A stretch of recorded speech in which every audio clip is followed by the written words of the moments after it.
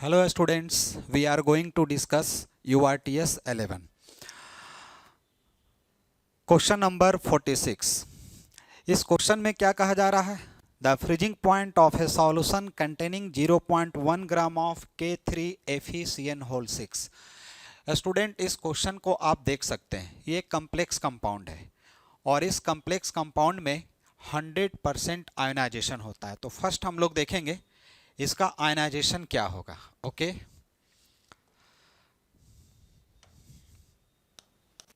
इसका आयनाइजेशन जो हम लोग देखेंगे, तो इस कॉम्प्लेक्स का आयनाइजेशन K3FeCN होल 6। इस कॉम्प्लेक्स को आप वाटर में यूज करते हो तो ये स्ट्रॉन्ग इलेक्ट्रोलाइट का काम करता है और ये 100% आयोनाइज होगा। आयोनाइजेशन का क्या प्रोसेस है? पोटासियम 3 है तो फर्स्ट 3 पोटासियम लिखेंगे plus complex portion FeCN whole 6, ये आपका 1 है। इसका ट्रिक याद रखेंगे, इस कॉम्प्लेक्स का जो स्टोइकियोमेट्रिक कोफिशिएंट है वो पोटासियम पे +1 चार्ज होगा और पोटासियम का जो कोफिशिएंट 3 है वो राइट वाले पे 3 नेगेटिव चार्ज होगा। इस कॉन्सेप्ट को याद रखेंगे, जिसका अल्फा क्या होता है 1, 100% आयोनाइज्ड होगा। डिसोसिएशन के लिए हम लोग फार्मूला यूज करते हैं 1 + अल्फा n-1, 1 + अल्फा, अल्फा 1 होगा और n क्या है? टोटल नंबर ऑफ आयंस कितना? 4। 4 - 1 आई मीन क्या होगा? 1 + 3 मीन्स कितना होगा? 4। अगर कोई इलेक्ट्रोलाइट स्ट्रांग है तो डायरेक्टली इसका I का वैल्यू पुट कर सकते हैं आयंस का नंबर देख के। आई मीन डायरेक्टली कह सकते हैं I = क्या होगा? 4। तो ये हमारा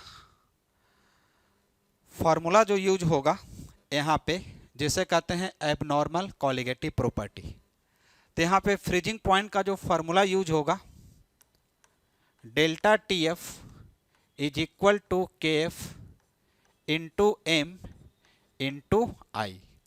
तो ये हमारा क्या है? डिप्रेशन इन फ्रीजिंग पॉइंट का फार्मूला। आप लोग को पता होगा M मोलिलिटी है, I वेंट ऑफ फैक्टर है, I का वैल्यू 4 यूज करेंगे, KF दिया हुआ है, सॉल्वेंट यहाँ पे वाटर है। ओके, तो यहीं पे हम लोग इसका सॉल्यूशन कर लेते हैं। आप यहाँ पे देखेंगे the freezing point of a solution, solute का मास दिया हुआ है और फ्रीजिंग पॉइंट सॉल्यूशन का पूछा जा रहा है। ΔTF को लिखेंगे T0F TSF KF × M × I। ये तो 0 डिग्री सेल्सियस होगा। TSF जो होगा वो फाइंड करना है। ओके, KF 1.86, मोलिलिटी के लिए गिवन मास 0.1, मोलर मास दिया हुआ है 329, given mass of solvent means water 100, compare किससे करेंगे? 1000 से, इनटू I क्या पुट करेंगे? 4। इसका आप कैलकुलेशन करोगे फ्रीजिंग पॉइंट ऑफ सॉल्यूशन का, तो आप इसका कैलकुलेशन करेंगे तो इसका करेक्ट आंसर फर्स्ट आएगा -2.3 × 10⁻⁻² डिग्री सेल्सियस। तो ये क्वेश्चन आपका फार्मूला बेस्ड है। डिप्रेशन इन फ्रीजिंग पॉइंट का फार्मूला यूज करेंगे और केस हमारा डिसोसिएशन का है तो एबनॉर्मल कोलिगेटिव प्रॉपर्टी के लिए I से मल्टीप्लाई करेंगे और I का वैल्यू हमारा स्ट्रॉन्ग इलेक्ट्रोलाइट के लिए नंबर ऑफ आयंस काउंट करेंगे, वो हमारा I होगा, कैलकुलेशन करेंगे तो your answer will be option first. We come to next question. Question number 47. At 500 Kelvin, the half-life period of a gaseous reaction at an initial pressure of 100 kilopascal. इसका आप answer देखोगे. PI means initial pressure given है 100 kilo pascal, जिसका T half दिया हुआ है 364 second. Question के accordingly बात करेंगे. अब प्रेशर इनिशियल से फाइनली हम लोग क्या देखते हैं, 50 kilo pascal. Means original pressure का फाइनल प्रेशर क्या है, हाफ है. टी हाफ पीएफ का देखेंगे फाइनल प्रेशर का, तो ये टी हाफ क्या है, इनिशियल, और इसी इक्वेशन का टी हाफ क्या देखेंगे, फाइनल.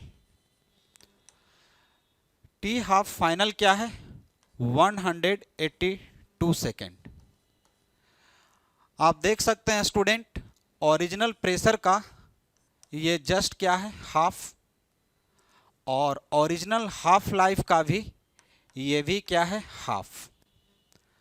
आप लोग पढ़े होंगे हाफ लाइफ पीरियड अगर कंसंट्रेशन बदलता है और हाफ लाइफ बदल जाता है, और जिस रेट से कंसंट्रेशन या जिस रेट से प्रेशर बदलता है उसी रेट से अगर हाफ लाइफ बदलता है, means t half directly proportional to concentration या प्रेशर अपॉन 2 के. ये फार्मूला प्रूफ करता है zero order kinetics.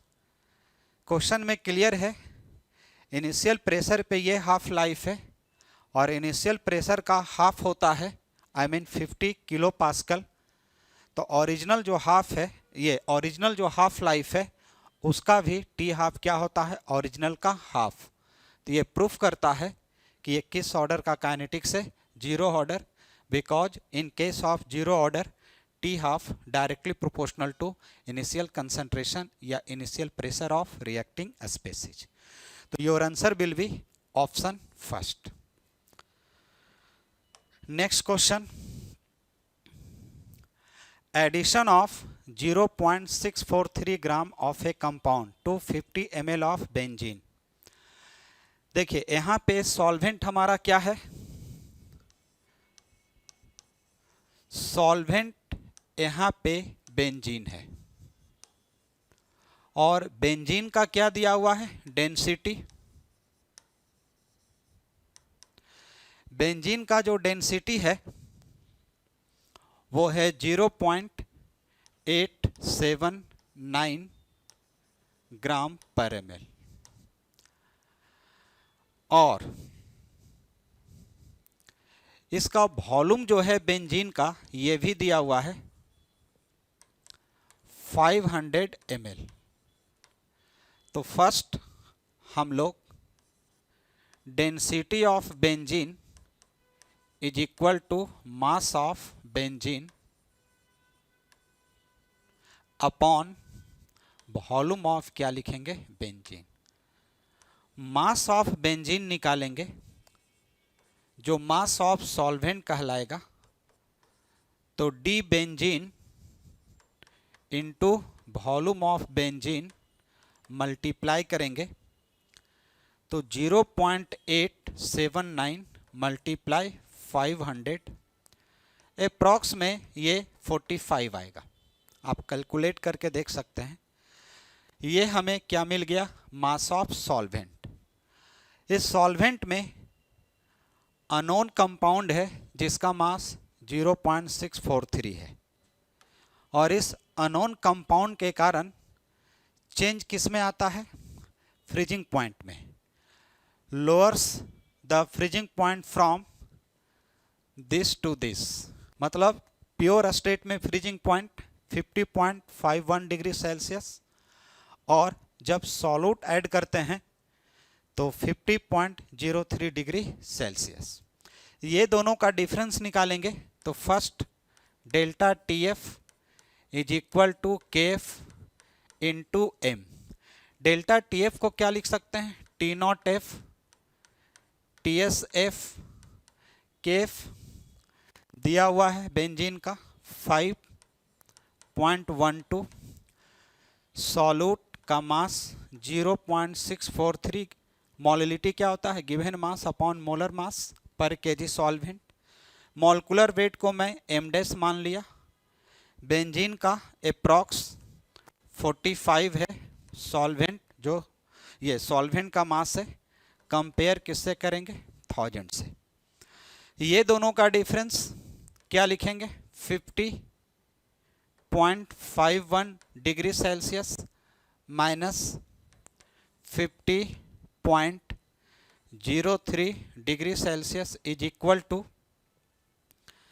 5.12 0.643 into 1000 upon M dash into approx क्या लेंगे 45। आप इसका कैलकुलेशन करेंगे एम डैश, ठीक है, तो इसका करेक्ट आंसर आपका 156.05 ग्राम पर मोल होगा। किसी भी सॉल्यूट का मोलर मास कितने मोल को रिप्रेजेंट करता है, 1 मोल। तो इसका करेक्ट आंसर न्यूमेरिकली 156.05 ग्राम पर मोल, जो ऑप्शन फर्स्ट से मैच करता है। नेक्स्ट क्वेश्चन है, विच of the following represents the correct order of solubility. ये क्वेश्चन पी ब्लॉक आपका 0 ग्रुप से बिलोंग करता है। As we go down the group,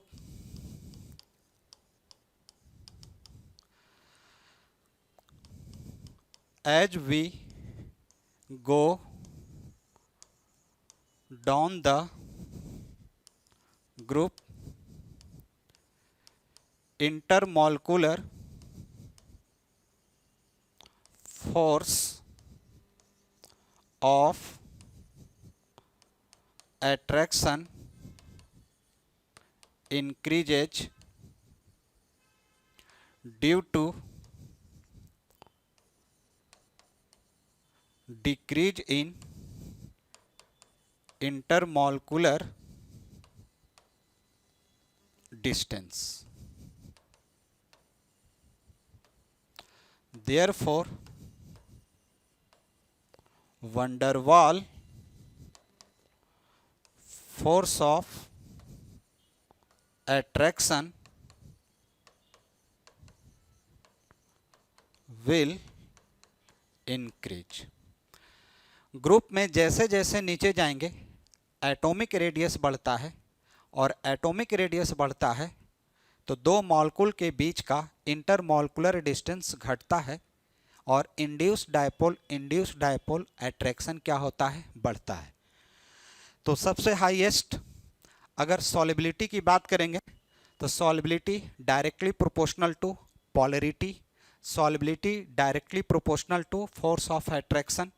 तो सबसे हाईएस्ट फोर्स ऑफ अट्रैक्शन किस में होगा, तो 0 ग्रुप में सबसे नीचे कौन है, जेनन है अकॉर्डिंग टू ऑप्शंस। उससे पहले क्रिप्टन, उससे पहले आर्गन। तो ये किस ऑप्शन को फॉलो करता, उससे पहले नियॉन, हीलियम। तो सबसे हाईएस्ट सॉल्युबिलिटी किसका होगा, जेनन का। और सबसे पुअरेस्ट सॉल्युबिलिटी किसका होगा, हीलियम का। तो ये किस ऑप्शन से मैच करता है, ऑप्शन 4। तो ये काफ़ी अच्छा क्वेश्चन है, नीट के लिए इम्पॉर्टेंट भी है, और एनसीईआरटी का ही पॉइंट यहाँ पे दिया हुआ है। आप थियरी पढ़ेंगे तो ये क्वेश्चन का आंसर काफ़ी क्लियर आपको मिल जाएगा। Next question, Prussian blue complex. ये कंसेप्चुअल है। अगर आपको याद है, आप लोग पढ़ेंगे ऑर्गेनिक केमिस्ट्री में, जहाँ पे ऑर्गेनिक केमिस्ट्री में फ्यू एलिमेंट्स का टेस्ट पढ़ना है, नाइट्रोजन का, फास्फोरस का, सल्फर का। ओके, तो नाइट्रोजन का टेस्ट में स्पेशली कोई भी अगर कंपाउंड है और वो कंपाउंड स्पेशली ऑर्गेनिक है, और ऑर्गेनिक में अगर नाइट्रोजन है, तो ये किस टेस्ट को रिस्पॉन्ड करेगा? तो यहाँ पे क्लियर लिखा हुआ है प्रूशियन ब्लू। प्रूशियन ब्लू ये फर्स्ट कॉम्प्लेक्स कंपाउंड है। प्रूशियन ब्लू ये तभी बनेगा जब ऑर्गेनिक कंपाउंड में क्या प्रेजेंट होगा? नाइट्रोजन, जिसका फॉर्मूला होता है Fe4 Fe(CN)(6), जिसमें ये +3 ऑक्सीडेशन स्टेट में होता है और एक आयरन +2 ऑक्सीडेशन स्टेट में होता है। और इसका कलर क्या होता है? इसका कलर ब्लू होता है। इसी को ऑर्गेनिक में हम लोग कहते हैं लैसिंग टेस्ट कहते हैं, जो नाइट्रोजन के टेस्ट को रिस्पॉन्ड करता है। तो करेक्ट आंसर यहाँ पे क्या होगा? Nitrogen, means option first. ध्यान देना है। नेक्स्ट क्वेश्चन, ये क्वेश्चन आपका ऑर्गेनिक केमिस्ट्री का है और ऑर्गेनिक में भी स्पेशली ये कहाँ है? अल्डिहाइड कीटोन का। आप एनसीईआरटी पढ़ेंगे अल्डिहाइड कीटोन का, जहाँ पे केमिकल प्रॉपर्टीज पढ़ेंगे तो वहाँ पे एक प्रोसेस है हमारा रिडक्शन। तो रिडक्शन यहाँ पे दो तरह का हम लोग पढ़ते हैं अल्डिहाइड कीटोन में स्पेशली। एक क्लीमिंसन रिडक्शन है और एक आपका उल्फ किर्शनर रिडक्शन है। क्लीमिंसन रिडक्शन में जो रिड्यूसिंग एजेंट हम लोग यूज करते हैं zinc amalgam with concentrated HCl, और उल्फ किर्शनर रिडक्शन में जो रीएजेंट होता है अल्डिहाइड और कीटोन का, वो हमारा हाइड्राजीन विथ KOH कंसनट्रेटेड लेते हैं। अगर उल्फ किर्शनर लेंगे तो हमारा रीएजेंट क्या होगा? हाइड्राजीन। हाइड्राजीन का फार्मूला NH2 विथ क्या लेंगे? स्ट्रॉन्ग अल्कली, क्या होगा? KOH, जो अल्डिहाइड और कीटो ग्रुप को रिड्यूस करके वो हाइड्रोकार्बन में क्या करेगा? कन्वर्ट। हाइड्रोकार्बन में स्पेशली क्या बनाएगा? अल्केन बनाएगा। तो यहाँ पे रीएजेंट देख सकते हैं जिंक अमलगम इन डाइल्यूट HCl, ये तो क्लीमिंसन रिडक्शन के लिए है। उल्फ किर्शनर रिडक्शन के लिए मेरे को क्या चाहिए? हाइड्राजीन, अभी जस्ट बताए हैं NH2 followed by heating in presence of base. Base में हम लोग क्या लेंगे? KOH लेंगे। एनसीईआरटी का क्लियर लिखा हुआ है पॉइंट। तो इसका करेक्ट आंसर क्या होगा? फर्स्ट होगा। नेक्स्ट क्वेश्चन नंबर 52, ये भी आपका क्या है? ऑर्गेनिक केमिस्ट्री का है। ये जो कंपाउंड है इसे बनाने के लिए कौन सा कंपाउंड हम लोग यूज करेंगे? तो ध्यान दीजिए, इस कंपाउंड को बनाने के लिए मेरे को 2 फिनाइल ग्रुप चाहिए विथ C+O चाहिए। हम लोग स्टेप बाय स्टेप चेक करते हैं। अगर हम लोग फिनॉल लेते हैं तो फिनॉल का फॉर्मूला pH है, इसमें OH ग्रुप लगा दीजिए। आप लोग भी पढ़े होंगे कि इस कंपाउंड को बनाने के लिए हम लोग क्या लेंगे? फिनॉल लेंगे। फिनॉल का नेचर कैसा होता है? एसिडिक होता है। और बेंजोइल क्लोराइड, बेंजोइल क्लोराइड में क्या होगा? C+O और क्या होगा? Cl। काफ़ी अच्छा क्वेश्चन है। तो ये हमारा फिनॉल है और ये हमारा क्या है? Benzoyl chloride. इस क्वेश्चन में पायरिडीन लिया गया है। पायरिडीन क्या है? ये बेस का काम करेगा और बेस को क्या चाहिए? अंडरस्टूड है एसिड। पायरिडीन किसको कहते हैं बच्चे? आप देख सकते हैं इसके पास लोन पेयर है, हेट्रो एरोमेटिक कंपाउंड है। नाइट्रोजन का जो लोन पेयर है इसके कारण इसका नेचर बेसिक होता है और बेस को क्या चाहिए? एसिड। और एसिड निकालने के लिए फिनॉल से H+ निकलेगा और बेंजाइल क्लोराइड से क्या निकलेगा? Cl- और यहाँ से HCl निकल जाएगा और ये HCl को एब्जॉर्ब कौन करेगा? पायरिडीन, जो सॉल्ट में कन्वर्ट हो जाएगा। पायरिडीन का ये रोल है यहाँ पे। तो फाइनली कंपाउंड क्या बनेगा? PHO, C+, क्या हो गया? PH। आपका डायरेक्ट क्वेश्चन का कॉन्सेप्ट यहाँ पे आ गया। PHO, C+O, PH। इसे बनाने के लिए हमें क्या लेना होगा? Phenol and benzoyl chloride in the presence of pyridine. यह भी डायरेक्ट एनसीईआरटी का क्वेश्चन है, पूछा गया है। तो your answer will be option third.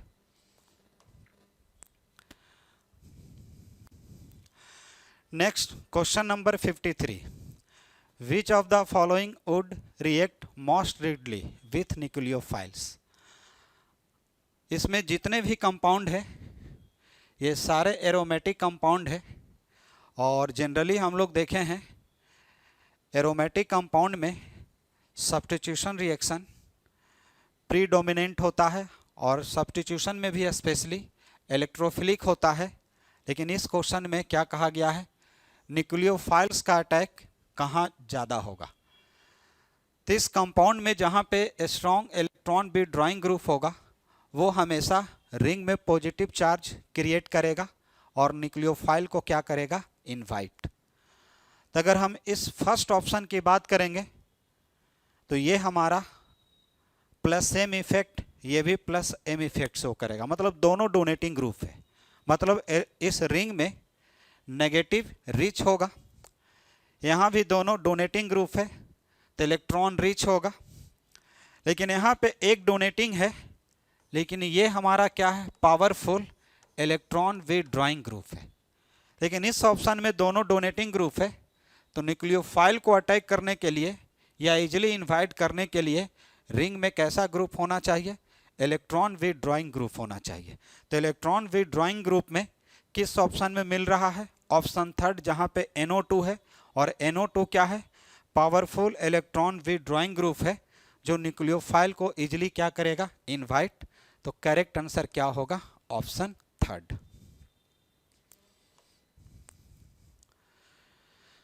Next question, 1 mole of the complex COCl3 dot 6H2O on reaction with excess of silver nitrate gives 2 moles of white precipitate, thus complex is। बच्चे white PPT तभी बनेंगे जब coordination sphere के साथ chloride ion होगा। तो अगर 2 मोल AgCl बनता है, आई मीन ये कंपाउंड है COCl3 6H2O, रिएक्शन हम लोग सिल्वर नाइट्रेट के साथ करते हैं, ओके, और ये एक्सेस में हम लोग यूज करते हैं। इस कॉम्प्लेक्स से जो व्हाइट पीपीटी बनता है वो किसका बनेगा? AgCl, और कितना बनता है? 2। तो 2 मोल AgCl तभी बनेगा जब इस कॉम्प्लेक्स में 3 क्लोराइडो ग्रुप है। तो 3 क्लोराइडो ग्रुप में एक ही क्लोराइडो लिगेंड का काम करेगा, लेकिन 2 क्लोराइडो आपका लिगेंड का काम नहीं करेगा, वो आयनाइजेबल होगा। तो जो क्लोराइडो आयनाइजेबल होगा वो ही सिल्वर नाइट्रेट के साथ रिएक्ट करके क्या प्रोवाइड करेगा? White PPT. मीन्स कॉम्प्लेक्स का फॉर्मूला क्या होगा? तो कह सकते हैं formula of the complex will be CO H2O whole 5 Cl और क्या होगा? Cl2। एक वाटर क्या होगा? हाइड्रेटेड फॉर्म में होगा इस तरह से। तो आप देख सकते हैं CO H2O whole 5 Cl Cl2 dot H2O। This complex का ट्रू फॉर्मूला क्या होगा? ऑप्शन सेकंड होगा, और इसका क्या कॉन्सेप्ट है हम लोग सीख चुके हैं। तो your answer will be option 2। We come to next question 55, the oxygen atom in phenol. अब देखिए ऑक्सीजन एटम किसके बारे में कह रहा है? फिनॉल में ऑक्सीजन एटम का क्या कॉन्सेप्ट है?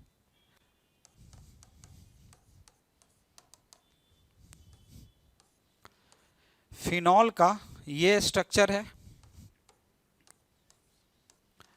जिसमें ऑक्सीजन के पास 2 लोन पेयर है। तो देखिए कार्बन ऑक्सीजन सिग्मा बॉन्ड के थ्रू -I इफेक्ट शो करता है, और लोन पेयर जब ये रिंग को डोनेट करता है तो ये +M इफेक्ट शो करता है। लेकिन यहाँ पे +M इफेक्ट प्रीडोमिनेंट होता है विथ रेस्पेक्ट टू -I। इसमें जो ऑप्शन आपका बेस्ट होगा, इससे जो मैच करेगा वो करेक्ट होगा। एग्जिबिट्स ओनली इंडक्टिव इफेक्ट, तो ये गलत है। ये मेसोमेरिक इफेक्ट जिसको रिजोनेंस इफेक्ट भी कहते हैं। तो इंडक्टिव इफेक्ट केवल नहीं है, साथ में आपका रिजोनेंस इफेक्ट भी है, तो फर्स्ट तो नहीं होगा। एग्जिबिट्स ओनली रिजोनेंस इफेक्ट नहीं है। अभी जस्ट मैंने कहा कि ये ट्रांसमिटेशन इफेक्ट में -I effect inductive effect show करेगा, क्योंकि ऑक्सीजन की इलेक्ट्रोनेगेटिविटी ज़्यादा है, तो सिग्मा बॉन्ड के थ्रू कार्बन से ये बॉन्ड क्या करेगा, पुल करेगा। लेकिन लोन पेयर के कारण ये रिंग को स्टेबलाइज, मतलब खुद को स्टेबलाइज करने के लिए ये लोन पेयर क्या करेगा, रिंग को डोनेट करेगा। इसलिए तो फिनॉल को ऑर्थो पैरा डायरेक्टिंग कहा गया है प्रीडोमिनेंटली। और यहाँ पे जब भी इलेक्ट्रोफाइल अटैक करेगा या तो ऑर्थो पे या तो पैरा पे, और ये तभी पॉसिबल है जब इसमें डोमिनेटिंग हमारा क्या होगा, M इफेक्ट, जिसे +M इफेक्ट या रिजोनेंस इफेक्ट कहेंगे। तो ओनली रिजोनेंस भी नहीं होगा, मोर डोमिनेंट इंडक्टिव नहीं, मोर डोमिनेंट मैंने क्या कहा, रिजोनेंस, और साथ में क्या होगा, इंडक्टिव, बट डोमिनेटिंग हमारा क्या होगा, रिजोनेंस इफेक्ट। तो करेक्ट आंसर क्या होगा इसका, third. Next, which of the following statements is correct. देखिए साइक्लिक शुगर, सबसे पहले हम लोग देखेंगे यहाँ पे कि शुगर जो भी है, ग्लूकोज हो या फ्रुक्टोज, साइक्लिक शुगर होता है, मतलब रिंग के फॉर्म में होता है। अब साइक्लिक शुगर में 5 मेंबर्ड रिंग होते हैं, और क्या होते हैं, 6 मेंबर्ड भी होते हैं। ओके स्टूडेंट, 5 मेंबर्ड रिंग और क्या होगा, 6 मेंबर्ड रिंग। अगर 6 मेंबर्ड रिंग है शुगर में तो पैरानोज होगा, कहीं ना कहीं ऑप्शन में होगा। और 5 मेंबर्ड अगर रिंग होंगे तो क्लियर कट है ये हमारा फ्यूरानोज होगा। पैरानोज का जो एग्जाम्पल होगा 6 मेंबर्ड में वो ग्लूकोज होगा, और इसका अगर एग्जाम्पल की अगर बात करेंगे फ्रुक्टोज होगा। आप एनसीईआरटी ध्यान से पढ़ेंगे, ये दोनों रिंग वहां पे दिया हुआ है और इसका डिटेल्स दिया हुआ है। तो साइक्लिक शुगर में 5 मेंबर्ड जो आपको किसको रिप्रेजेंट करेगा, फ्यूरानोज को, और 6 मेंबर्ड किसको रिप्रेजेंट करेगा, पैरानोज को जो ग्लूकोज, और ये किसको, फ्रुक्टोज। देखते हैं किस ऑप्शन को मैच करता है। Glucose has furanose, no. Glucose हमारा क्या है, पैरानोज है। Glucose has pyranose, yes, and fructose has furanose. आगे पढ़ने की जरूरत ही नहीं है। तो 56 का करेक्ट आंसर क्या होगा, 2 होगा। नेक्स्ट, आइए हम लोग देखते हैं इस क्वेश्चन को। 57, वेरी नाइस क्वेश्चन, काफी अच्छा है। इस क्वेश्चन को अगर सॉल्व करना है कॉमन सेंस लगाना होगा। देखिए सोडियम बोरोहाइड्राइड अल्कोहलिक है, तो फर्स्ट इसके बारे में जानना है कि ये सोडियम बोरोहाइड्राइड जो अल्कोहलिक है ये है क्या।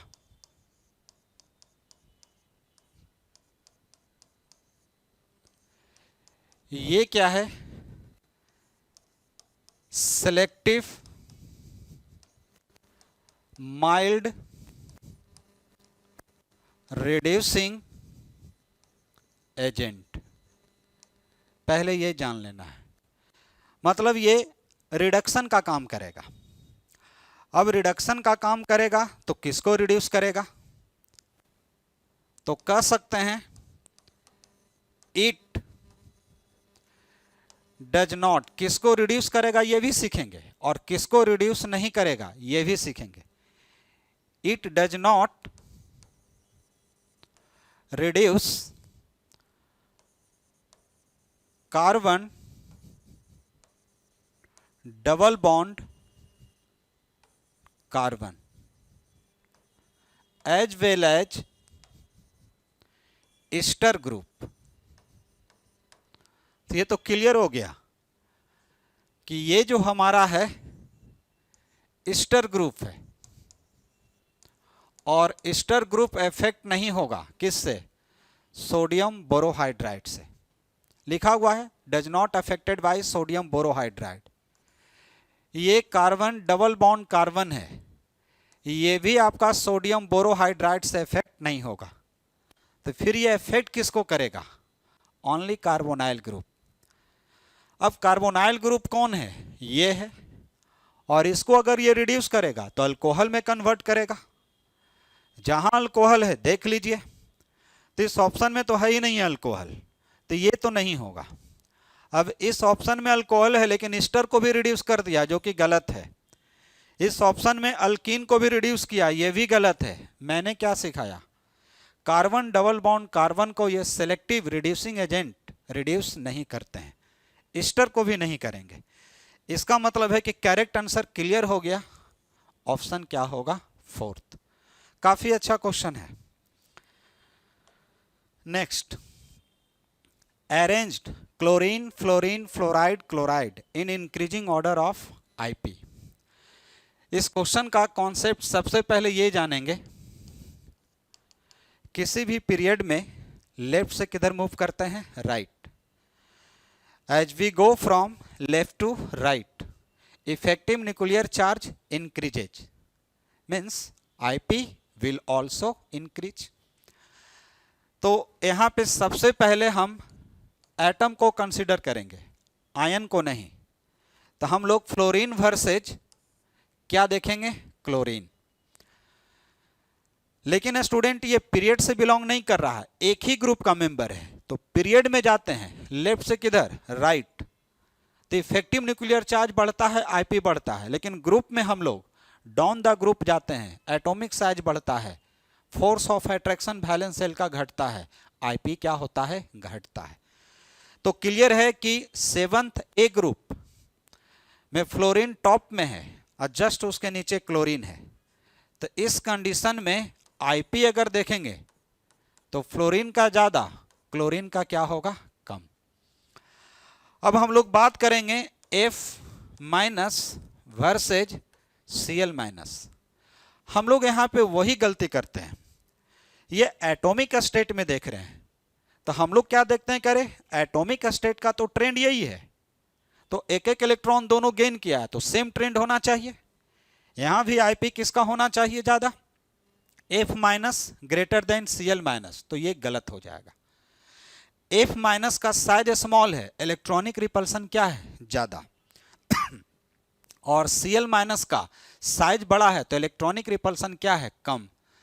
तो ये तो अपने रिपल्सन को रिलीफ करना चाहेगा, तो ये इजीली इलेक्ट्रॉन देने के लिए तैयार है। तो यहां पे आईपी में Cl माइनस ग्रेटर होगा F माइनस से। तो ये दोनों के बीच में देख लिए, ये दोनों के बीच में देख लिए। अब कंपेयर करेंगे एटम वर्सेज आयन, खास करके एनायन। तो एनायन का आईपी कम और एटम का आईपी क्या होगा? ज्यादा। तो ऑर्डर अगर देखेंगे हम लोग तो हाईएस्ट किसका होगा? F का, उसके बाद Cl। अब एनायन को कंपेयर करेंगे, तो एनायन को कंपेयर करेंगे तो फिर किसका होगा? Cl माइनस का, और किसका होगा? F माइनस का। तो ये आपका करेक्ट ऑर्डर है। तो सबसे पहले प्रायोरिटी किसको देंगे? एटम को देंगे, और एटम के बाद प्रायोरिटी किसको देंगे? एनायन को देंगे। और एनायन में डोमिनेटिंग फैक्टर अगर क्या है? रिपल्सन, तो उसका आईपी क्या होगा? कम। तो फ्लोरीन से कम F माइनस का, Cl से कम Cl माइनस का। तो ये दोनों से दोनों का कम होगा। अब है कि F माइनस Cl माइनस में किसका कम? कहेंगे जिसमें आपका रिपल्सन क्या होगा? कम, उसका आईपी क्या होगा? ज्यादा। अब देख सकते हैं किस ऑप्शन से ये मैच कर रहा है। Your answer will be option first. ये फर्स्ट से मैच कर रहा है, तो करेक्ट आंसर क्या होगा आपका?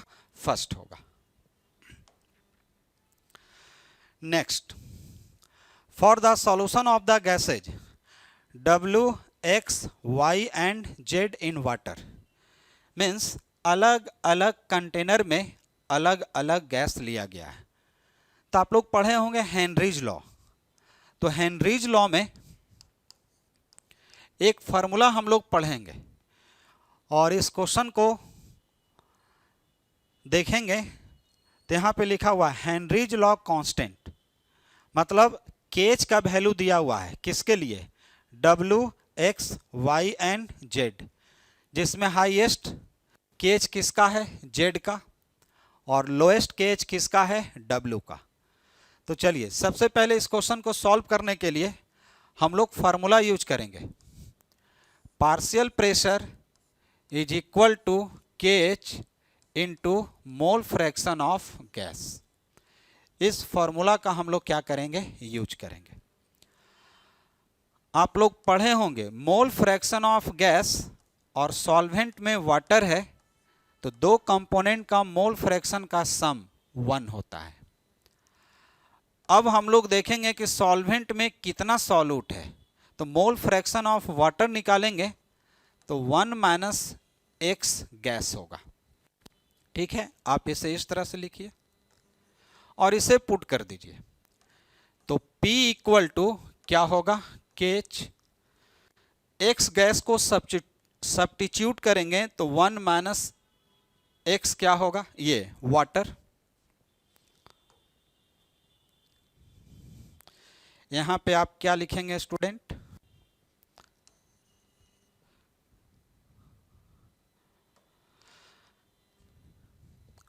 X H2O, यहां भी X क्या लिखेंगे, H2O। ये क्या हो जाएगा, माइनस एक्स H2O इंटू क्या होगा, KH। इसको इस तरह से लिखिए, इसको मल्टीप्लाई करेंगे तो ये क्या हो जाएगा, KH, ठीक है, प्लस क्या हो जाएगा, KH एक्स H2O, ठीक है, इज इक्वल टू क्या हो गया, P, ये y एक्सिस हो गया, ये हमारा स्लोप m हो गया, और ये क्या हो गया, x, और ये क्या हो गया, c, इंटरसेप्ट। अब इस क्वेश्चन में मैथ्स बताएगा कि जिसका स्लोप नेगेटिव हाईएस्ट होगा, सरफेस एरिया जिसका ज्यादा होगा, उसी का सॉल्युबिलिटी क्या होगा, ज्यादा। तो देखिए स्लोप तो क्लियर है कि पॉजिटिव नहीं नेगेटिव, तो ये तो दोनों गया। अब है कि स्लोप नेगेटिव होना चाहिए, तो दोनों में नेगेटिव है, दोनों नेगेटिव में सबसे ज्यादा नेगेटिव किसका होना चाहिए, जेड का। तो यहां पे जेड है नेगेटिव में लेकिन कम है, लेकिन यहां पे जेड का नेगेटिव स्लोप क्या है, बहुत ज्यादा है। तो करेक्ट आंसर क्या हो जाएगा, 3rd। मतलब higher the value of slope higher be the solubility, lower the value of slope lower be the KH value. तो स्लोप देखिए और स्लोप का वैल्यू निकालिए, जिसका हाईएस्ट होगा उसका सॉल्युबिलिटी क्या होगा, ज्यादा। तो ये मैथमेटिकल क्वेश्चन है, नीट में आने का चांस देखिए अगर आता है तो ये लेवल 3rd 4th का क्वेश्चन होगा। ऐसे उम्मीद रखिए कि इस टाइप का क्वेश्चन नहीं आना चाहिए, बट हम लोग हर लेवल पे क्वेश्चन बना के जाएंगे, इस चीज को ध्यान रखना है। तो your answer will be option 3rd। We come to next. चलिए हम लोग मिलाएंगे यहां पे, ये मैच द लिस्ट है, फर्स्ट से और सेकंड को मिलाना है। देखिए ऐसे क्वेश्चन को बनाना है ना, तो कोई एक का तो आंसर जरूर पता होगा या दो का। V2O5 कैटलिस्ट का काम करता है, और वो कहाँ, method of preparation of sulphuric acid, और वो है कॉन्टैक्ट प्रोसेस। तो कॉन्टैक्ट प्रोसेस में V2O5 यूज होता है। इसके बाद Cu2Cl2, ये सैंड मेयर रिएक्शन में ये सब रिएजेंट को याद रखना है, और ये तो सबको पता है। हेवर्स प्रोसेस में फाइनली डिवाइडेड आयरन यूज करते हैं, यस ये होगा। तो nickel in presence of hydrogen, yes, कहने का मतलब है वेजिटेबल्स ऑयल का यूज होता है इसमें। ये वेजिटेबल्स ऑयल मतलब reduction of vegetable oil to ghee, yes, मतलब निकेल कैटलिस्ट का काम करेगा और यहाँ पे इसका कैटालिटिक हाइड्रोजनेशन में यूज होता है, तो ये सेकेंड हो गया। अब आप मिलाइए, ए का जो होगा आंसर अगर हम लोग देखेंगे तो ए किससे मैच कर रहा है, तो ए जो मैच कर रहा है वो सेकेंड है। बी किससे मैच कर रहा है, बी का थर्ड से मैचिंग है। सी किसका है, V2O5 ये फर्स्ट है। और डी जो हमारा है ये हमारा फोर्थ है। अब आप देख सकते हो ये किस ऑप्शन से मैच कर रहा है, ए सेकेंड, बी थर्ड, सी वन, डी फोर्थ, एकदम क्लियर मैच कर रहा है ऑप्शन फर्स्ट। तो बच्चे इस तरह के रीएजेंट के बारे में अच्छे से याद रखना है। We come to next question. Given below are two statements, one is labeled as assertion and the other is labeled as reason. Okay, कोई बात नहीं है, दिया हुआ है। Transition metal compounds generally colorful in nature. Yes, most of transition metals are colored due to presence of one or more unpaired electron in T2G and EG orbital. ये तो सभी को पता है। रीजन दिया हुआ है, the electrons in the partially field d orbital are easily promoted to excited state. Yes, T2G से EG, EG से कहां जाएगा, T2G में। मीन्स एसर्शन भी करेक्ट है, रीजन भी करेक्ट है। तो आप देख सकते हैं both A and both A means assertion and R reason are true but reason is not correct explanation। नहीं, ये नहीं होगा, करेक्ट है ये, रीजन भी करेक्ट है। A is true but R is false, नहीं ये भी नहीं है। ए भी ट्रू है मतलब असर्शन भी करेक्ट है, रीजन भी करेक्ट है। ए इज फॉल्स, नहीं ये भी नहीं होगा। बचा क्या, फोर्थ। तो इस क्वेश्चन का करेक्ट आंसर क्या होगा, फोर्थ होगा। We come to next. काफी अच्छा क्वेश्चन है, इनऑर्गेनिक का है ये, ध्यान दीजिए। The organic chloro compound which show complete stereochemical inversion during a SN2 reaction. Yes, alkyl halide में आप पढ़े होंगे SN1 SN2। SN2 कौन शो करता है, कार्बोकटायन हाईली क्या होना चाहिए, अनस्टेबल। तो अगर 1 डिग्री हैलाइड्स लेते हैं या मिथाइल हैलाइड्स लेते हैं तो उसका जो कार्बोकटायन होता है वो हाईली अनस्टेबल होता है।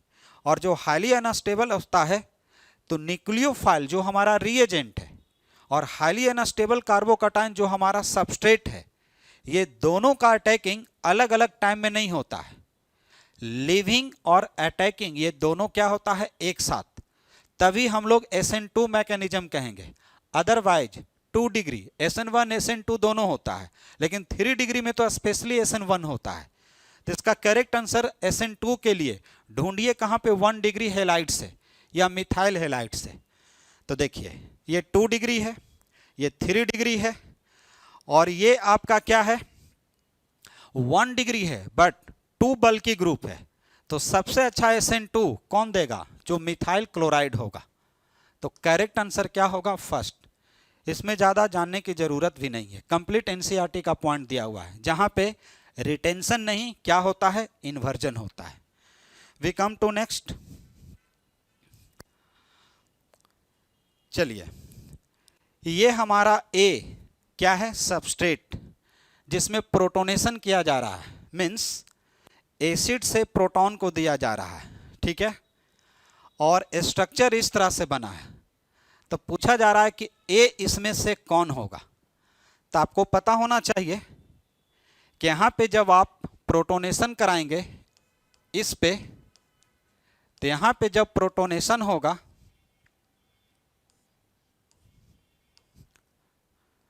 तो यहां पे पॉजिटिव चार्ज आएगा, ठीक है। तो डबल बॉन्ड यहां पे बनने का चांस होगा, तो ये तो बिल्कुल नहीं होगा, जिसे कहते हैं 1,2 हाइड्राइड शिफ्ट। तो डबल बॉन्ड यहां पे बनेगा, तो ये तो इससे मैच ही नहीं कर रहा है। अगर हम लोग यहां पे प्रोटोनेशन करते हैं,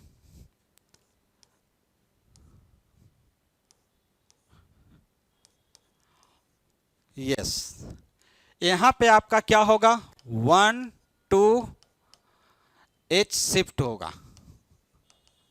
अगर ऐसा होता है तो यहां पे डबल बॉन्ड का चांस है, ठीक है। और ये तो बिल्कुल नहीं होगा क्योंकि यहां पे 3 आपका अल्काइल ग्रुप है।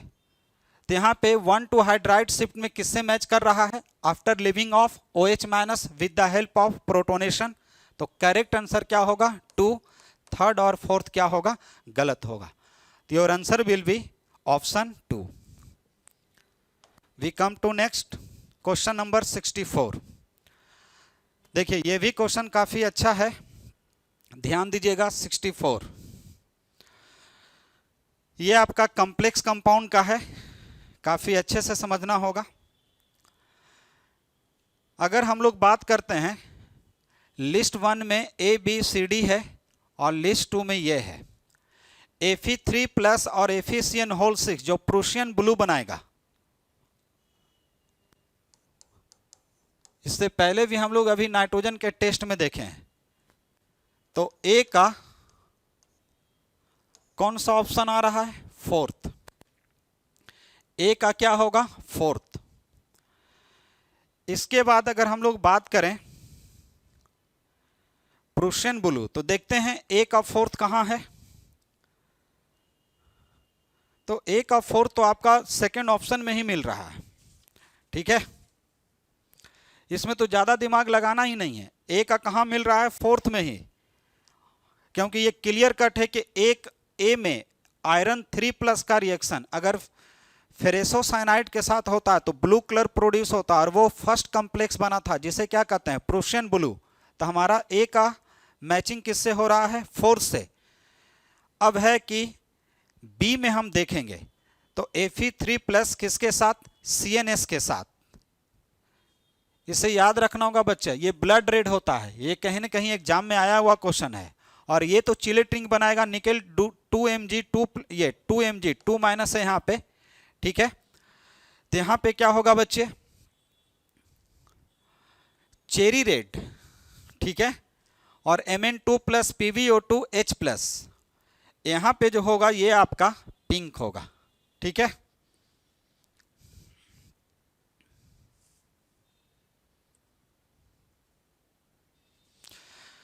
इसे कहते हैं डाइमिथाइल ग्लाइऑक्सीमेटो, ठीक है। तो चलिए किस किस ऑप्शन से ये मैच कर रहा है जरा ध्यान दीजिए। यहां पे चिलेट रिंग का फॉर्मेशन होगा, तो ये क्या बनाएगा, प्रूशियन ब्लू। ये क्या बनाएगा आपका, ब्लड रेड, ठीक है। FeCl3 होता है यहां पे, इसी का सब्स्टिट्यूशन होता है। निकेल के साथ DMG डाइमिथाइल ग्लाइऑक्सीमेटो की बात करते हैं। तो यहां पे जो होगा बच्चे, ये क्या होगा हमारा, चिलेट रिंग का फॉर्मेशन करता है जो चेरी रेड होता है। और मैग्नीज के साथ PbO2 का रिएक्शन करते हैं, तो इसका तो कलर पता है, पिंक। तो बी हमारा किससे मैच कर गया, थर्ड से। और सी मैच किससे कर रहा है, फर्स्ट। और डी का जो मैचिंग है वो हमारा किससे है, सेकंड। इस ऑप्शन में सेकंड मैच कर रहा है, तो करेक्ट आंसर आपका। Come to question number 65। Given below are 2 statements. आप देख सकते हो स्टेटमेंट 1 में NiCO होल 4 जिसे कहते हैं निकेल टेट्रा कार्बोनाइल, ये ऑर्गेनोमेटालिक है, कॉम्प्लेक्स कंपाउंड है।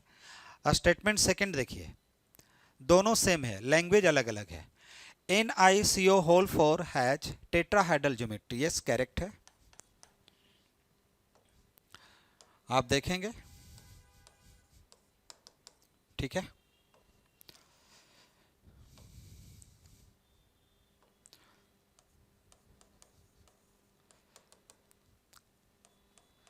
NiCO whole 4। फर्स्ट हम लोग ये देखेंगे, carbon monoxide strong field ligand है और निकेल का ऑक्सीडेशन स्टेट 0 है, और 0 में 3D8 4s2। ये हंस रूल के अगेंस्ट वर्क होता है और पेयरिंग होता है। 3D क्या होता है, 10, और 4s 0, और 4p क्या होगा, 0। तो इसमें 4 बॉक्स मिलेंगे, एक s ऑर्बिटल, 3 p सबसेल में मिलेगा, और सभी में किसका अटैकिंग होगा, CO का। जो अपना लोन पेयर क्या करेगा, डोनेट करेगा। तो आप देख सकते हैं इसमें कितने ऑर्बिटल का मिक्सिंग होगा, s और 3p, तो हाइब्रिडाइजेशन क्या होगा, sp3।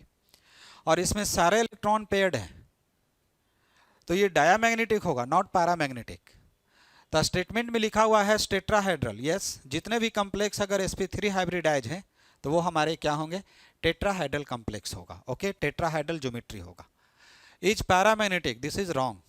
ये क्या होगा, अभी जस्ट मैंने कहा नो अनपेयर्ड इलेक्ट्रॉन, मीन्स इसका मैग्नेटिक प्रॉपर्टी अगर देखेंगे तो ये डायामैग्नेटिक होगा, बट ऑक्सीडेशन स्टेट 0 होता है। लेकिन गलत क्या है, ये पैरामैग्नेटिक नहीं, क्या डायामैग्नेटिक होता है।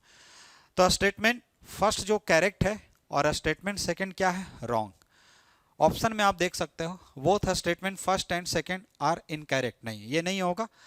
Statement 1 is correct but statement second is incorrect. तो ये हमारे आंसर से ये मैच करता है जो ऑप्शन 2 में है। Your answer will be option 2। Next हम लोग 66 पे आएंगे। इस क्वेश्चन में कहा जा रहा है in BRF3 molecule the lone pair occupy equatorial positions to minimise. Simple सी बात है, अगर लोन पेयर इक्वेटोरियल पोजीशन पे है तो एक ही इसका मकसद होता है, रिपल्सन को क्या करना, कम करना। तो किस किस टाइप का रिपल्सन होता है, lone pair lone pair, lone pair bond pair, bond pair bond pair. तो फर्स्ट इसका हम लोग क्या देख लेंगे, स्ट्रक्चर। BRF3 का जब स्ट्रक्चर देखेंगे तो ये स्लाइटली क्या होता है, 2 फ्लोरीन एक्सियल में होता है लेकिन स्लाइटली बेंट होता है, और एक आपका इस पोजीशन पे आता है, तो इसको टी शेप कहते हैं। और 2 लोन पेयर आपका क्या होता है, इक्वेटोरियल पोजीशन पे। तो सबसे पहले तो ये दोनों अपने रिपल्सन को कम करना चाहेगा, तो सबसे पहले देखेंगे लोन पेयर कहाँ है। तो देखिए ये lone pair bond pair repulsion है, तो ये तो नहीं होगा। बॉन्ड पेयर नहीं, सबसे पहले प्रायोरिटी क्या देंगे, लोन पेयर। तो बोथ लोन पेयर यहां है, और किसके बीच में होगा, बॉन्ड पेयर। तो सबसे इफेक्टिव और एप्रोप्रिएट आंसर क्या होगा, lone pair and bond pair, जहां पे ये मॉलिक्यूल अपने आप को क्या करता है, सेट करता है, और रिपल्सन को क्या करता है, मिनिमाइज। तो इसका करेक्ट आंसर क्या होगा, ऑप्शन 3। नेक्स्ट 67 की बात करते हैं। Given below are 2 statements. Statement first है F2 does not undergoes disproportional reaction. Yes, fluorine क्यों डिस्प्रोपोर्शन में जाएगा, फ्लोरीन केवल एक ही ऑक्सीडेशन स्टेट शो करता है, ओनली -1। डिस्प्रोपोर्शन के लिए ऑक्सीडेशन स्टेट घटेगा भी बढ़ेगा भी, तो फ्लोरीन तो एक ही ऑक्सीडेशन स्टेट शो करता है, ओनली -1। तो fluorine does not undergoes disproportion reaction, correct है। 2 की अगर बात करेंगे तो fluorine show both positive and negative oxidation state, नहीं, फ्लोरीन का केवल एक ही ऑक्सीडेशन स्टेट होता है, अभी जस्ट मैंने कहा नेगेटिव ओनली, नॉट पॉजिटिव। इसका मतलब है कि स्टेटमेंट करेक्ट है फर्स्ट, लेकिन स्टेटमेंट सेकंड करेक्ट नहीं है। Both statement first and second are false, नहीं, बोथ स्टेटमेंट में फर्स्ट करेक्ट है और सेकंड क्या है, फॉल्स है। Statement 1 is true but statement second is false, yes, तो यही करेक्ट आंसर हो जाएगा। ठीक है, तो 67 में कुछ खास नहीं है। Next, given below are 2 statements, one is labeled as assertion and second is labeled as reason. Okay, ethylamine is soluble in water whereas aniline is not. Obvious है, ethylamine जो हमारा है वो वाटर के साथ हाइड्रोजन बॉन्ड का extent क्या होता है, ज़्यादा, और एनिलीन का क्या होता है, कम। तो यहाँ पे लिखा हुआ है the extent of hydrogen bonding in aniline is more than ethylamine, ये गलत है। ठीक है, तो ethylamine is soluble in water whereas aniline is not. Assertion correct है लेकिन रीजन करेक्ट नहीं है। ठीक है, आप देख सकते हैं स्टूडेंट। तो इसका करेक्ट आंसर क्या है जरा देखिए तो, इथाइलेमिन इन सॉल्युबल ये करेक्ट है, लेकिन एलिनीन में एक्सटेंट ऑफ H बॉन्ड क्या है, कम, और इथाइलेमिन में एक्सटेंट ऑफ H बॉन्ड क्या है, ज़्यादा। तो रीजन इसका करेक्ट नहीं है, तो A is correct but R is not correct, तो करेक्ट आंसर क्या हो जाएगा, सेकंड हो जाएगा। सिंपल सा क्वेश्चन है ये। चलिए हम लोग देखते हैं इस क्वेश्चन को। इस क्वेश्चन में आपसे पूछा जा रहा है ये कंपाउंड किससे नहीं बनेगा, आप देख लो किससे नहीं बनेगा। तो ये कंपाउंड को बनाने के लिए कम से कम अल्काइलिक ग्रुप होना चाहिए, और इस ऑप्शन में अल्काइलिक या फिनाइलिक ग्रुप। लेकिन इस ऑप्शन में ढूंढो कौन सा ऑप्शन में अल्काइलिक ग्रुप नहीं है। तो ये देखिए फॉर्मल्डिहाइड जिसमें हाइड्रोजन है, ओके, कोई अल्काइलिक ग्रुप नहीं है, तो ऑब्वियस है कि इसे बनाने के लिए हमें अल्काइलिक ग्रुप चाहिए या फिनाइलिक ग्रुप चाहिए। अब वो सभी में ऑप्शन 2 एंड 3, बट ऑप्शन 4 में ये नहीं है, तो इसका कुछ खास एक्सप्लेनेशन नहीं है, तो इसका करेक्ट आंसर क्या होगा, 4th हो जाएगा। Next, the hybridization of PtCl6 2-। चलिए यहाँ पे प्लेटिनम का ऑक्सीडेशन स्टेट क्या है, +4।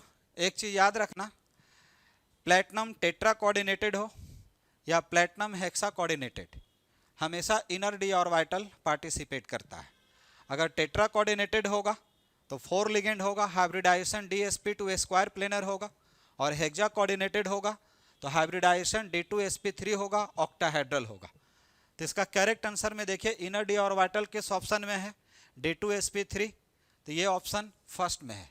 तो ये कंसेप्चुअल क्वेश्चन है, इसे याद रखेंगे। नेक्स्ट, MnO4 2-, इसे कहते हैं मैग्नेट आयन, और पर मैग्नेट को कहते हैं MnO4-। तो MnO4 2- अंडरगोज डिस्प्रोपोर्शनेशन।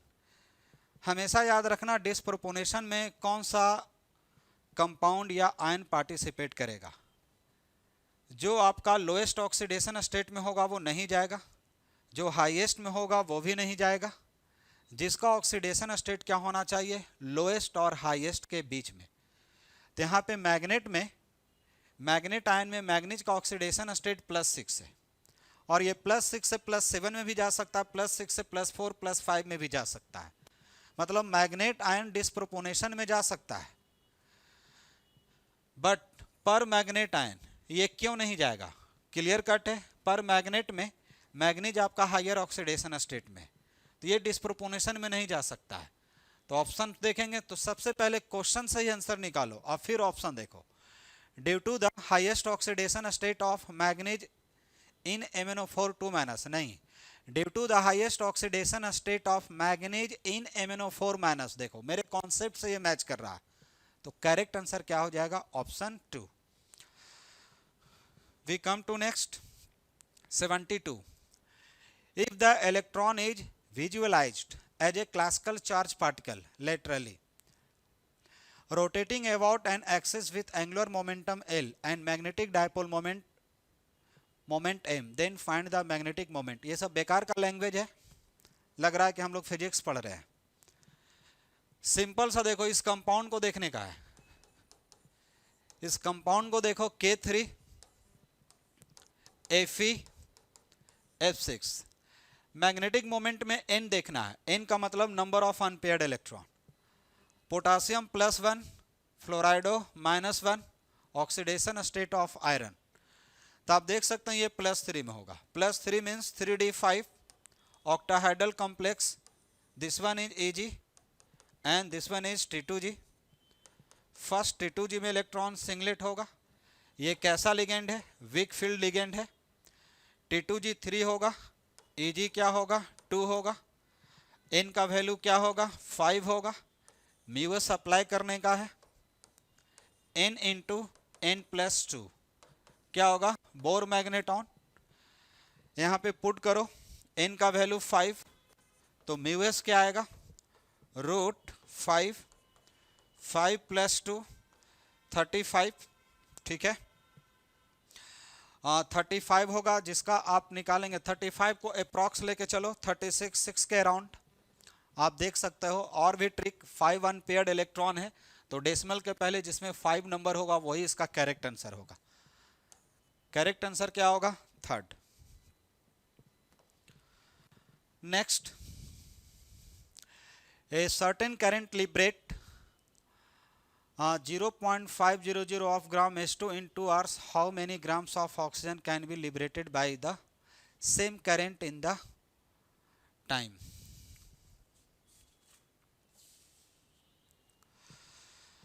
देखिए, law of chemical equivalence apply करने का है. A certain current liberates 0.5 gram of H2 in 2 hours. How many gram of oxygen can be liberated by the same current in the same time? According to law of chemical equivalence, सबसे best method है इस question को solve करने के लिए. 2 hours में ये कितना अमाउंट हाइड्रोजन का देता है? 0.5. अब पूछा जा रहा है कि ऑक्सीजन कितना लिबरेट होगा. इलेक्ट्रोलाइसिस का ये क्वेश्चन है. लॉ ऑफ केमिकल इक्विवेलेंस क्या कहता है? Given mass upon equivalent mass hydrogen के लिए is equal to given mass W2 equivalent mass A2 oxygen के लिए. बेस्ट मेथड है law of chemical equivalence. Given mass of hydrogen 0.5, equivalent mass 1, mass of oxygen पूछा जा रहा है W2 जिसका इक्विवेलेंट मास क्या होता है 8. आप W2 निकालोगे तो 0.5 मल्टीप्लाई 8 4 पॉइंट क्या होगा 0. आप देख सकते हैं किस ऑप्शन से मैच कर रहा है. Option third. काफी सिंपल क्वेश्चन है और नीट में इसी टाइप के क्वेश्चन आते भी हैं. Question number 74. ये भी कंसेप्चुअल क्वेश्चन है. थियरी को याद रखिए. अगर आप डीसी देते हैं तो इलेक्ट्रोलाइट का कंसंट्रेशन क्या होता है चेंज. लेकिन अगर आप एसी करंट देते हैं तो इलेक्ट्रोलाइट रिवर्ट होता है, वो वापस होता है और अपने कंसंट्रेशन को क्या करता है मेंटेन करता है. Given below are 2 statements. Very nice question. ये शायद एनसीईआरटी में पॉइंट नहीं मिलेगा, थोड़ा इसके बारे में जान लीजिए. Alternating current is used for measuring resistance of an electrolytic solution. Correct है. Statement second. By using alternating current in electrolysis the connection of ion in the solution remains constant. अभी जस्ट मैंने कहा कि अल्टरनेटिव करंट आयंस को क्या करता है come back करता है, रीजनरेट करता है, कंसंट्रेशन को क्या करता है मेंटेन. लेकिन डीसी में क्या होता है कंटिन्यूअस करंट होता है. अब वहां पे कंसंट्रेशन का क्या होता है लॉस. तो असर्शन भी मतलब स्टेटमेंट फर्स्ट भी करेक्ट है और स्टेटमेंट सेकंड भी करेक्ट है. तो आप देख सकते हैं ये किस में है. Both statement first and second are correct. Your answer will be option fourth.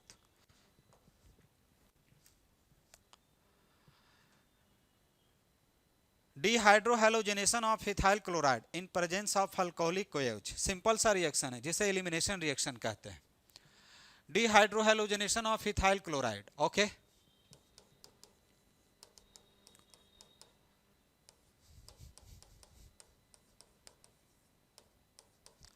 यही आपका इथाइल क्लोराइड है. अल्कोहलिक KOH मीन्स ये क्या है स्ट्रॉन्ग बेस. स्ट्रॉन्ग बेस को क्या चाहिए एसिड. HCl निकालेगा, सॉल्ट बनाएगा और अल्कीन का फॉर्मेशन होगा. CH2 double bond CH2. अब बताइए HCl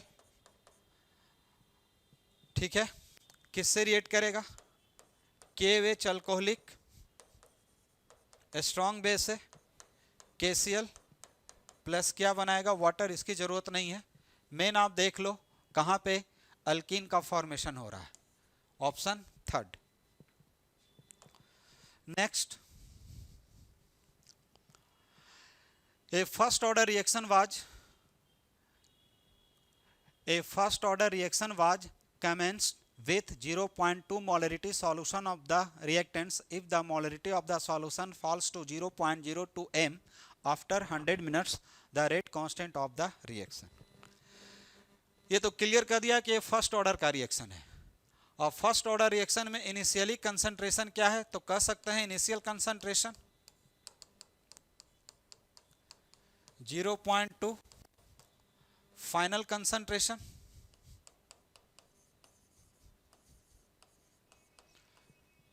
जिसे A-X कहेंगे। ये कहाँ पे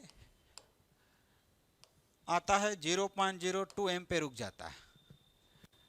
और इतना आने के लिए से कितना टाइम चाहिए? 100 मिनट्स। ओके,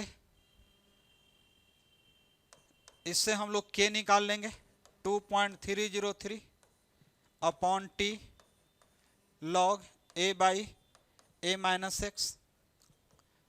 2.303 T पता है, लॉग का कंसेप्ट आप लगाओगे, 0.2 और 0.02, यहाँ से K निकालोगे। और फर्स्ट ऑर्डर के लिए R is equal to K, concentration दिया हुआ है कितना? A first order reaction was commence with 0.2 m.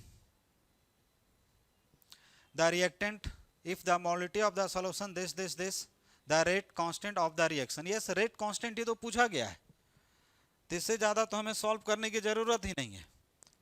तो सीधे यहाँ से क्या निकालेंगे? K निकालेंगे बच्चे, ठीक है। तो यहाँ पे सॉल्यूशन करेंगे, K निकालेंगे।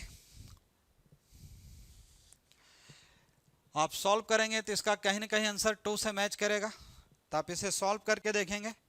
फार्मूला बेस्ड क्वेश्चन है, इसमें ज़्यादा दिमाग लगाने की ज़रूरत नहीं है। चलिए हम लोग ये देख लेते हैं, कोऑर्डिनेशन कंपाउंड का क्वेश्चन है।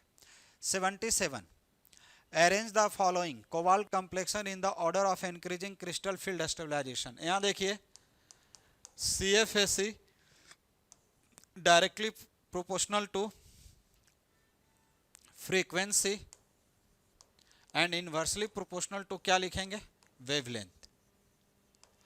अब ये ध्यान रखना है, frequency directly proportional to strength of ligand, या कह सकते हैं पावर ऑफ लिगेंड।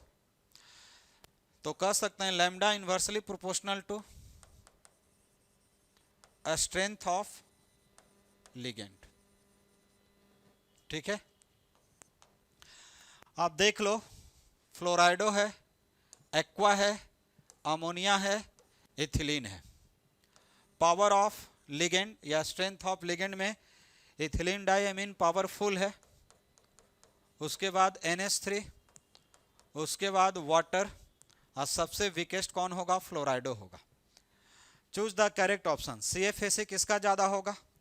तो कह सकते हैं लिगेंड का पावर बढ़ेगा, CFAC भी क्या होगा? बढ़ेगा। तो सबसे हाईएस्ट CFAC किसका होगा? D का। D से कम किसका होगा? C का। C से कम किसका होगा? B का। B से कम किसका होगा? A का। आप देखो किस ऑप्शन से मैच करता है, I mean ABCD।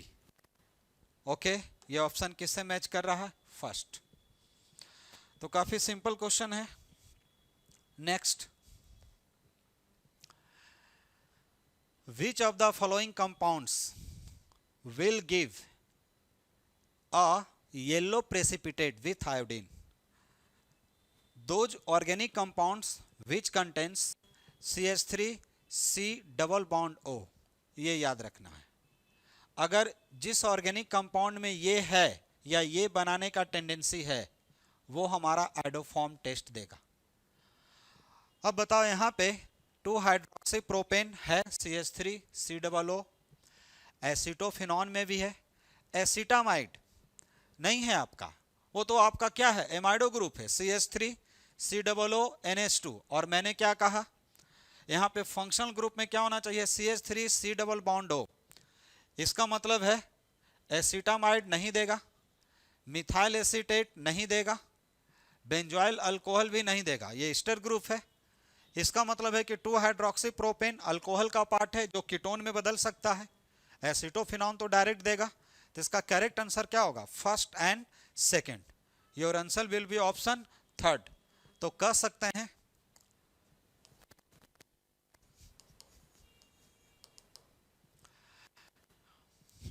Which of the following will give a yellow ppt, इसे क्या कहते हैं? Iodoform test.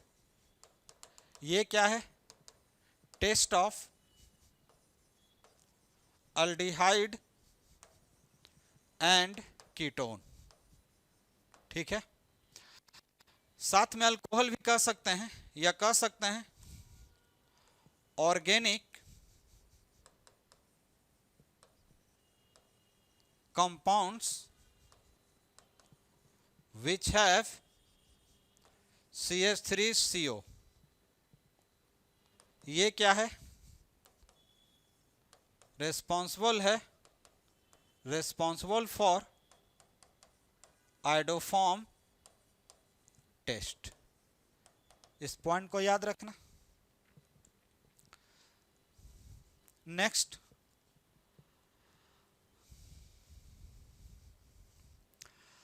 इसे याद रखिए, बड़ा फॉर्मूला है।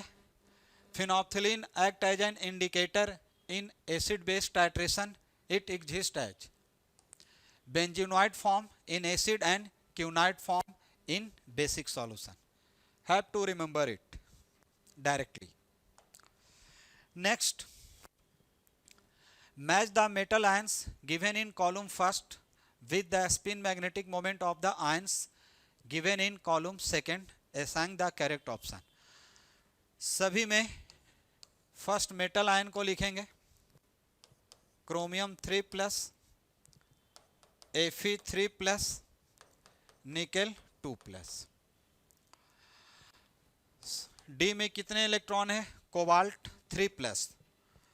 तो कोबाल्ट का एटॉमिक नंबर 27 होता है, 3d7 4s2, means 2 electron s से जाएगा, 1 इलेक्ट्रॉन d से जाएगा, तो ये क्या होगा? d6, 3d6।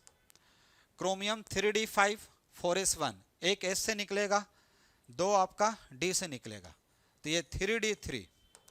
आयरन 3d5 और निकेल 3d8। अब आप देख सकते हैं सिंपल सा कॉन्सेप्ट है इसका।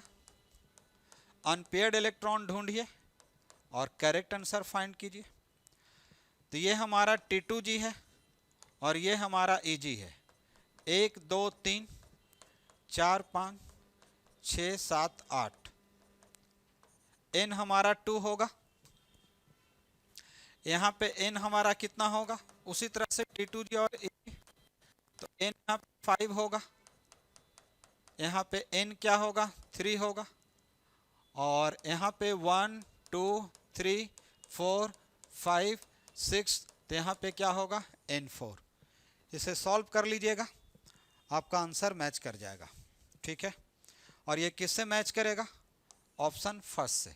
देखिए कॉन्सेप्ट में दे दिया हूँ, कैलकुलेशन करेंगे, ये किससे मैच करेगा? First.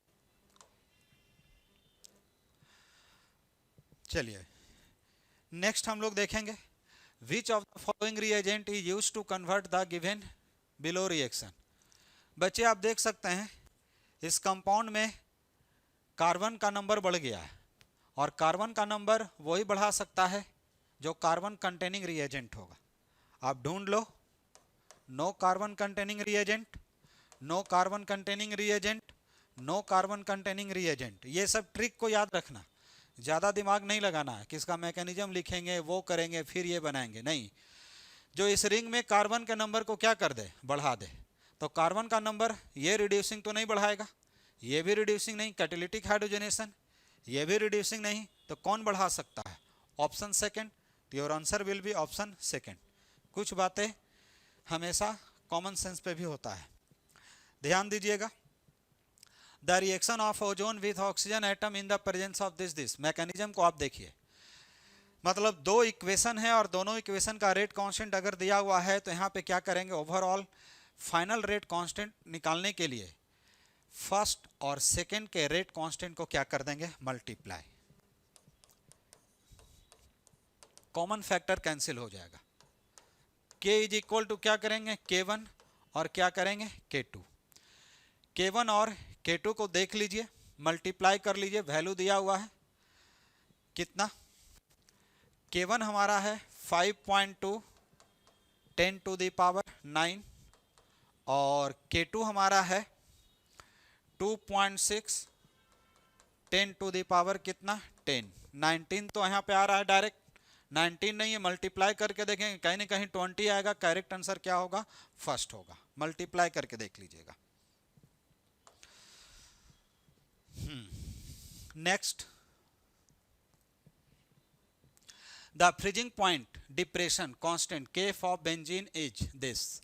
The freezing point depression for the solution of molality 0.078 m containing a non-electrolyte solution in benzene, round off up to decimal place. Okay, कोई कंफ्यूजन नहीं है, सिंगल फार्मूला लगाना है डिप्रेशन इन फ्रीजिंग पॉइंट का।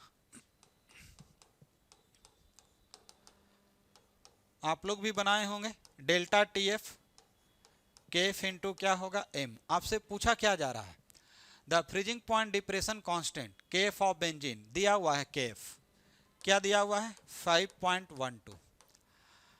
The freezing point depression for the solution of molality, molality भी direct दिया हुआ है 0.078 कंटेनिंग द नॉन इलेक्ट्रोलाइट, ठीक है, सॉल्यूट इन बेंजीन।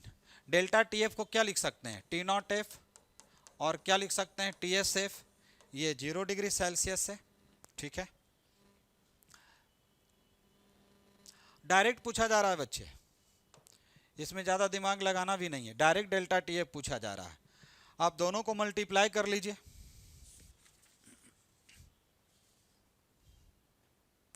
ठीक है, दोनों को अगर मल्टीप्लाई करेंगे तो ये किस ऑप्शन से मैच करेगा, ऑप्शन सेकंड से 5.12।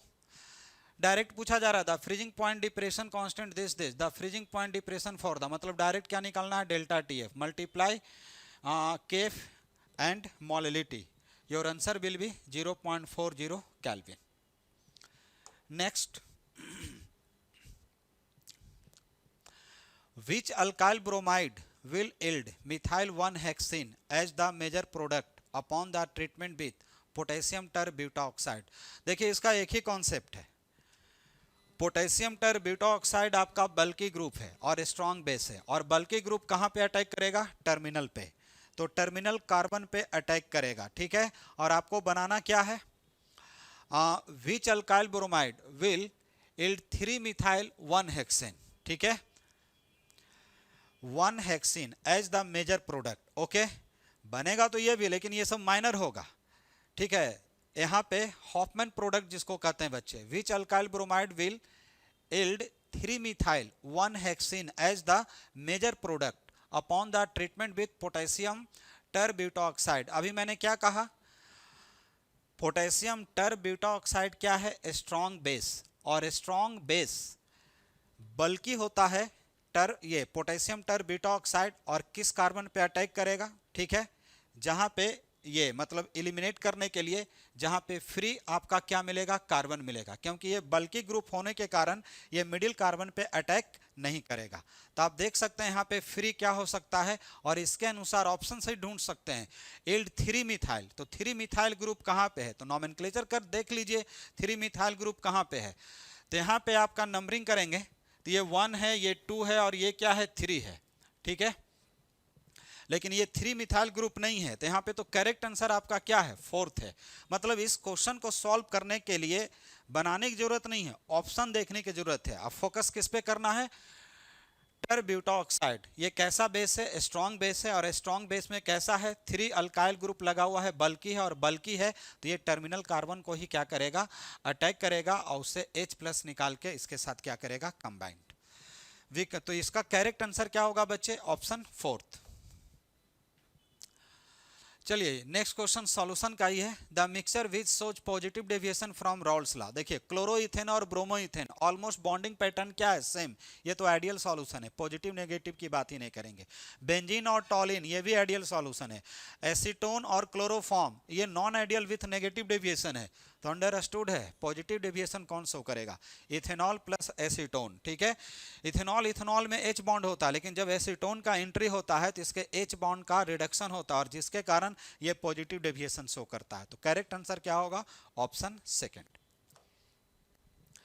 Next, the decreasing order of electrical conductivity of the following aqua solution. देखिए 3 तरह का एसिड है, electrical conductivity directly proportional to ionization and ionization directly proportional to acidic strength. जिसका एसिडिक स्ट्रेंथ ज़्यादा होगा उसमें आयनाइजेशन का पॉसिबिलिटी क्या होगा, ज़्यादा। तो मोर एसिडिक कौन होगा, फॉर्मिक एसिड, मतलब एस ऑर्डर देखेंगे। एसिडिक स्ट्रेंथ ऑर्डर में सबसे हाईएस्ट कौन होगा, फॉर्मिक एसिड।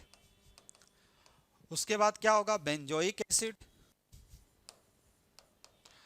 ठीक है, बेंजोइक एसिड से पुअर कौन होगा, ये सबको पता है, एसिटिक एसिड, अल्काइल ग्रुप के कारण। अब देखिए एसिडिक स्ट्रेंथ बढ़ गया, आयनाइजेशन बढ़ गया, कंडक्टेंस बढ़ गया। तो यहाँ पे फॉर्मिक एसिड में कौन है आपका, ए, बेंजोइक एसिड में कौन है, सी, और एसिटिक एसिड में कौन है, बी। तो ये आपका क्या होगा, आयनाइजेशन का ऑर्डर होगा, आयनाइजेशन ऑर्डर है। और आयनाइजेशन जिधर होगा उसी तरह से क्या पूछा जा रहा है, कंडक्टेंस का ऑर्डर होगा, जिसे क्या करें, कंडक्टिविटी ऑर्डर। ओके, अब देखिए ये किस ऑप्शन से मैच करा, A C B, option first. A solution of nickel nitrate is electrolysed between platinum electrodes using 0.1 farad electricity. How many moles of nickel will be deposited at the cathode? देखिए इस question को कैसे solve करेंगे, इसका क्या concept होना चाहिए, आपको पता होना चाहिए। किसी भी इलेक्ट्रोलिटिक सॉल्यूशन को अगर 1 फैराड देते हैं मीन्स 1 इक्विवेलेंट। 1 इक्विवेलेंट का मतलब इक्विवेलेंट वेट पुट कीजिए और उसमें क्या लगा दीजिए, ग्राम। तो 1 इक्विवेलेंट का मतलब इक्विवेलेंट वेट ऑफ क्या लिखेंगे, nickel 2 plus upon oxidation state 2 है, मतलब वैलेंसी क्या होगा 2। अब निकेल का ऑक्सीडेशन स्टेट +2 है तो इसका एटॉमिक मास पुट कीजिए, डिवाइडेड बाय 2 कीजिए, तो यहाँ पे क्या आ जाएगा 1 इक्विवेलेंट। 1 इक्विवेलेंट का मतलब कितना, 1 फैराड। तो कह सकते हैं 1 फैराड। अब निकेल का इक्विवेलेंट वेट कैसे निकालेंगे बताइए, चलिए 1 इक्विवेलेंट का मतलब पहले मैं समझा देता हूँ। किसी भी आयंस का 1 इक्विवेलेंट अगर निकालना है तो उसका इक्विवेलेंट वेट निकाल लीजिए। मीन्स इक्विवेलेंट वेट ऑफ क्या निकालेंगे, nickel 2 plus. Equivalent weight of nickel 2 plus का मतलब क्या चाहिए, एटॉमिक वेट डिवाइडेड बाय क्या कीजिए 2। शायद एटॉमिक वेट इसका निकेल का 57 के अराउंड होना चाहिए।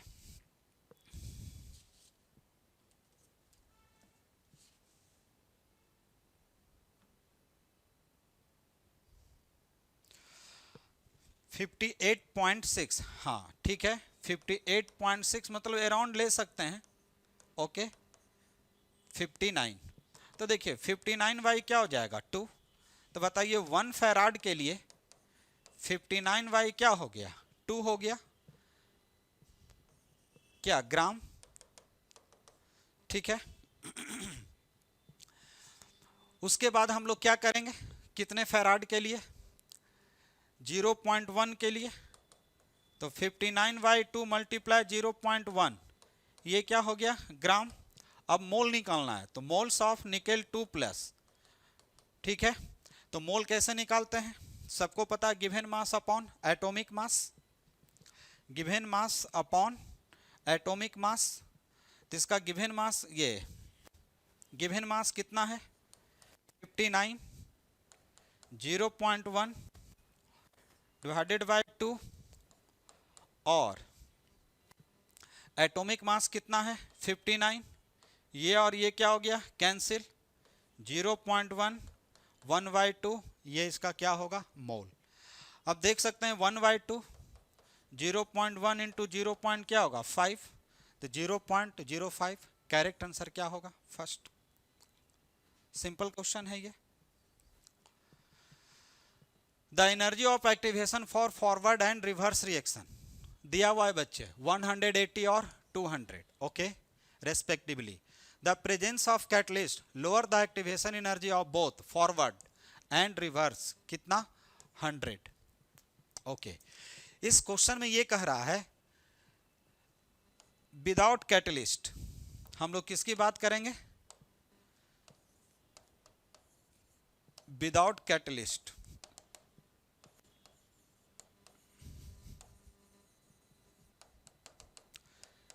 EA फॉरवर्ड कितना है 180 और EA रिवर्स मींस बैकवर्ड कितना है 200। अब यहां पे क्वेश्चन में है विथ कैटलिस्ट, कैटलिस्ट के प्रेजेंस में बात कर रहे हैं, तो EA फॉरवर्ड रिड्यूस कर जाता 100 से, मतलब पहले जो 180 था अब ये 100 हो गया है, और EA रिवर्स बैकवर्ड जो 200 है वो रिड्यूस करके क्या हो गया है, ये सॉरी यहाँ पे क्या लिखेंगे बच्चे, 100 रिड्यूस किया है तो यहाँ पे क्या हो जाएगा 80 हो जाएगा, और ये क्या हो जाएगा 100 रिड्यूस होने के बाद 100 बच जाएगा। तो एक फार्मूला पढ़े होंगे delta HR, EA forward minus EA backward reverse. अब बताओ फॉरवर्ड कितना है 80 और बैकवर्ड कितना है 100, डिफरेंस कितना आएगा -20। Your answer will be option first. काफी सिंपल क्वेश्चन है ये, ध्यान दीजिए। ए फॉलोज फर्स्ट ऑर्डर रिएक्शन, ए प्रोडक्ट, हाँ ए जो प्रोडक्ट बनाता है concentration of A changes from, मतलब इनिशियल कंसंट्रेशन जो है इस क्वेश्चन का 0.1 है, और फाइनल कंसंट्रेशन जो है बच्चे, फाइनल कंसंट्रेशन वो कहाँ है 0.02 पे रुक जाता है। ओके,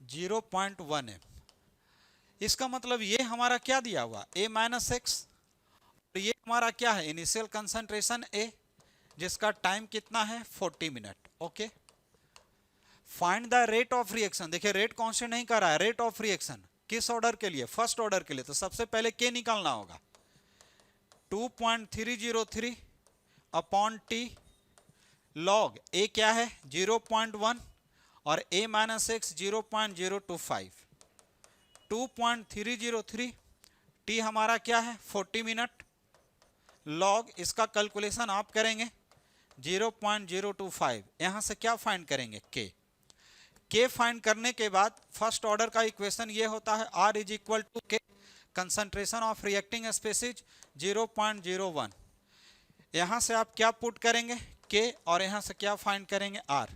बच्चे आप सॉल्व करके देखेंगे इसका करेक्ट आंसर क्या आएगा 3.47 into 10⁻⁻⁴, means your answer will be option first. Question number 90, which one of the following statement for the order of reaction is incorrect, incorrect पूछा जा रहा, order can be determined only experimentally. देखिए order of reaction theoretical concept है ही नहीं है, केवल क्या है एक्सपेरिमेंटल कॉन्सेप्ट, चाहे वो मल्टी स्टेप हो तो हम लोग स्लो स्टेप देखेंगे, और आपका वन स्टेप रिएक्शन है तो डायरेक्ट उस रिएक्टेंट का स्टोइकियोमेट्रिक कोएफिशिएंट देखेंगे और उसका सम निकालेंगे तो ऑर्डर ऑफ रिएक्शन होगा। Order is not influenced by stoichiometric coefficient of the reactant. Yes, reaction आपका कॉम्प्लेक्स भी हो सकता है, रिएक्शन आपका सिंगल स्टेप भी हो सकता है, तो डायरेक्टली उसके स्टोइकियोमेट्रिक कोएफिशिएंट को देख के आप ऑर्डर नहीं बता सकते, मींस ये भी करेक्ट है। Order of reaction is sum of power to the concentration term of reactant to express the rate of reaction. Yes, this is called rate law equation. Okay, तो ये भी करेक्ट है। तो first second and third eliminate करो ना, rest जो भी होगा आंसर गलत ही होगा। Order of reaction in always whole number, ये गलत है। ऑर्डर ऑफ रिएक्शन 0 हो सकता है, ऑर्डर ऑफ रिएक्शन फ्रैक्शनल हो सकता है, ऑर्डर ऑफ रिएक्शन नेगेटिव हो सकता है, लेकिन ऑलवेज होल नंबर ये नहीं हो सकता है, मीन्स इन करेक्ट क्या होगा ऑप्शन फोर्थ। तो आज के हम लोग डेट में हम लोग क्या डिस्कस किए, URTS आपका 11, इसके बाद हम लोग नेक्स्ट देखेंगे। तो काफ़ी अच्छे क्वेश्चन थे, आप लोग अच्छे से पढ़ाई करेंगे, और ये हमारा टाइम काफ़ी पॉजिटिव थिंकिंग का है, और हमेशा पॉजिटिव वे में रहना है, और टाइम को काफ़ी मैनेज करना है। Thanks to all students.